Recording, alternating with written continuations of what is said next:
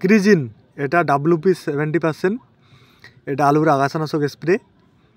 এটা আপনারা স্প্রে করতে পারেন, আলুর জমিতে কোনো গাছ থাকবে না। আর কেপিক, এই দুইটা মিলে স্প্রে করবেন। প্রতি 16 লিটার ট্যাঙ্কিতে কেপিকটা হচ্ছে 25 ml করে, আর ক্রিজিন যেটা আছে প্রতি 16 লিটার ট্যাঙ্কিতে 10 গ্রাম করে। এই দুইটা মিলে আপনারা স্প্রে করবেন, আলুর জমিতে কোনো আগাছা থাকবে না। এটা আমার আলুর জমি, এটাতে আমি স্প্রে করতেছি এখন। দেখো ধানের গাছ হয়ে গেছে, আর আলুর এই যে ছোটো ছোটো ঘাস হয়ে গেছে, এর জন্য আমি স্প্রে করব, কোনো প্রবলেম নাই।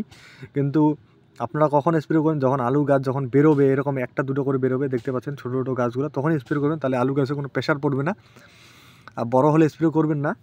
এরকম কুয়াশার মতো যেগুলা নজেল থাকবে সেগুলা দিয়ে স্প্রে করবেন, তাহলে আলুর গাছের মধ্যে বেশি পড়বে না। আর বেশি পড়লে একটু হলুদ হলুদ হয়ে যাবে গাছ, তাছাড়া আর কোনো প্রবলেম নাই, কিন্তু কয়েকদিন পর ঠিক হয়ে যাবে আলু গাছগুলো। আর ধানের গাছ, ছোটো ছোটো গাছ যেগুলো হয় আলু জমিতে, সেটা স্প্রে করবেন। আর প্রবলেম হচ্ছে যেটা, আপনারা যদি না স্প্রে করেন আলুর জমিতে, তখন পরবর্তীকালে কিন্তু ঘাস বেশি হয়ে যায়, তখন আলুর গাছের গ্রোথ একটু কমে যায়। তো আমি সাজেস্ট করবো এটা স্প্রে করার জন্য, ভালো ওষুধ।